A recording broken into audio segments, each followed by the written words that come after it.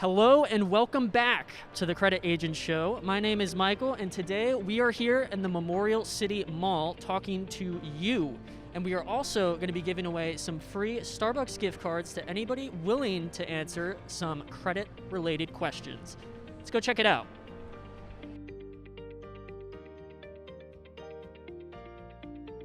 Would you be interested in a free Starbucks gift card? Why not? All right. All you got to do is answer some questions. Is that all right? All you got to do is answer some questions for a YouTube video we're shooting about credit. Alrighty, so we are the credit agents, and what we specialize in is credit repair. So we just want to ask you some credit-related questions. Yes. All right, so first off, what is credit? Like you have a score, right?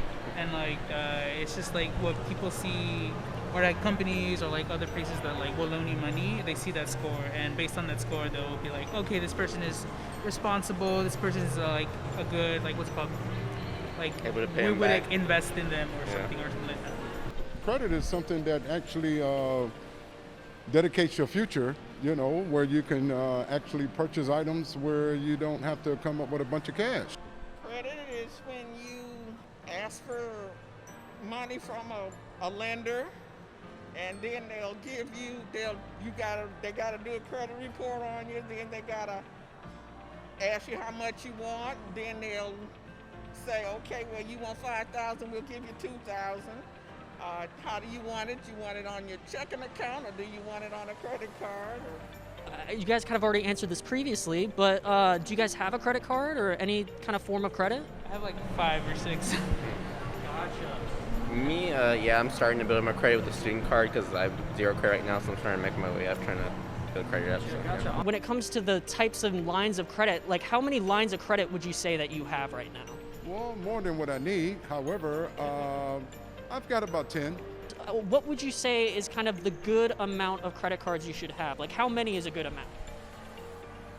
You only need a couple of credit cards, and those are your main ones. You need like a Visa or MasterCard.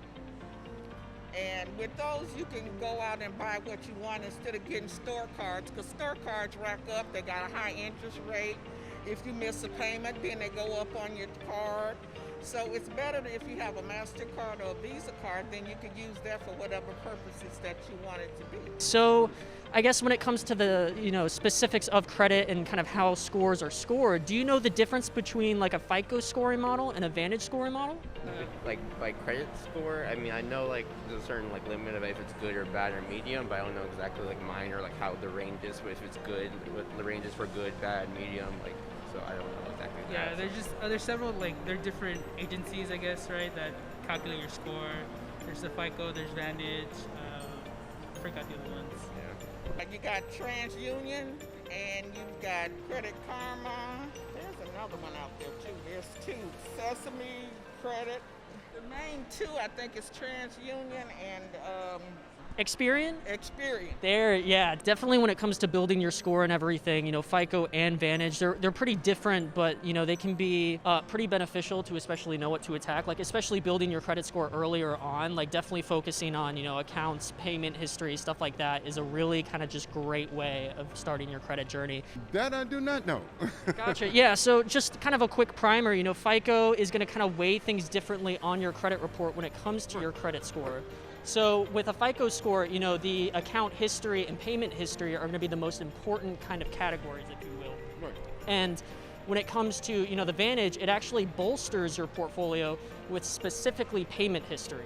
It's worth 40% of your total score when it comes to how your credit score is monitored. So a lot of people don't know that you can really maximize your credit score by focusing on specific categories. Absolutely.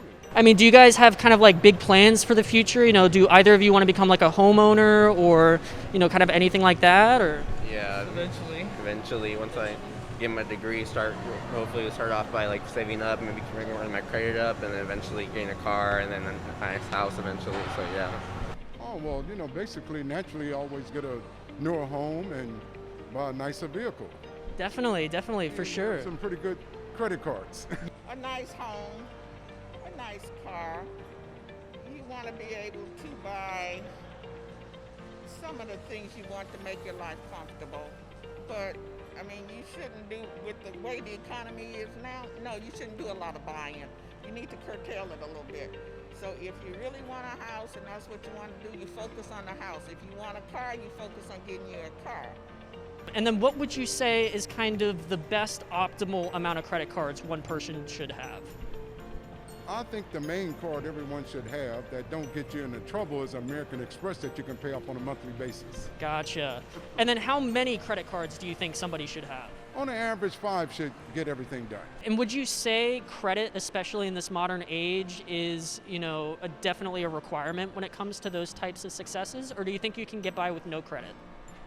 You need some type of a credit to establish where you are and what you want to be or what you want to become, because without it, they have no way of accessing your worth.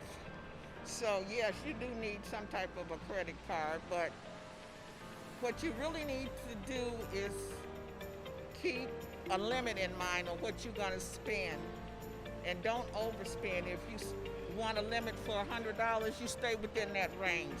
If you go over it, it's for emergency. And basically, credit cards sometimes is just for emergency purpose. Because sometimes people don't have ready cash that they can go to, or they may not have enough money in the bank. And with the way the economy is now, if you have a credit card, that's a little backup for you. You can run out and buy you some food, or you need, or your medicine, or something like that. Gotcha. Awesome. So how would you define success then, say in like 20 years? For me, I got my master's degree and I'm working at college, so. Awesome.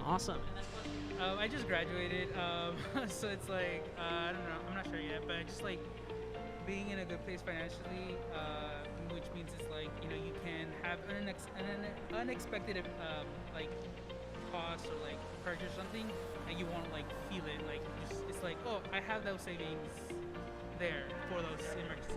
Awesome. All right. Well, thank you so much for talking to me. Here's a $5 Starbucks gift card. So thank you so much.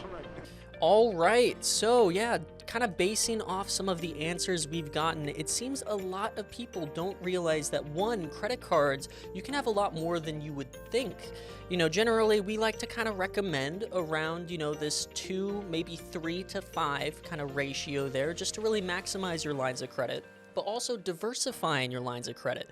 Really trying to make sure that not all of your credit goes from just strictly credit cards.